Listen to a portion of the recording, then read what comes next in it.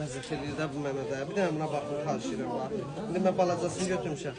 Bunun 2-3 dənə rengi var bizdə. Bax, buna bax. Ləzzətli bir şeydir. Adamı bax belə üçbucaq göstərir, ləzzət eləyir. Görün necə modellərimiz gəlib, xarşıyla bax. Gucci, Mucci, nə bilim, Frutti, bax. 13 Mart'dan 18 Mart'dan cins şalvarlarımız başlayır. 18 Mart görürsünüz. Yeni sezon mallarım geldi.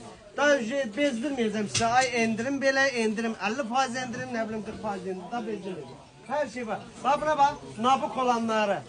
Ondan sonra. Bunlar nedir? Bunlar da maraqlı şeylerdir. Bak görürsünüz. Lezzetli bir şeylerdir. Buralarda 5 Mart'a koymuşuk. Kırgındı yüncül varı. Spor testleri, nabukları gelir. Ondan sonra üçlü dəstlərimiz var. Bak. Bunun niye 40 değişmiş? Bak, jiletkası, koftası, bir de şalvarı 30 Mart'a. Bunlar nedir? Oh. Lezzetli şeyler gelir. Bu ikili dəstlərdir. Hamısının şalvarı da içerisinde. Nabuk dəstlərimiz, kurtkalarımız 50% indirimdədir. Misal üçün bak 50 Mart'ta düşür 25 Mart'ta. Təmiz dəyəri Türkün.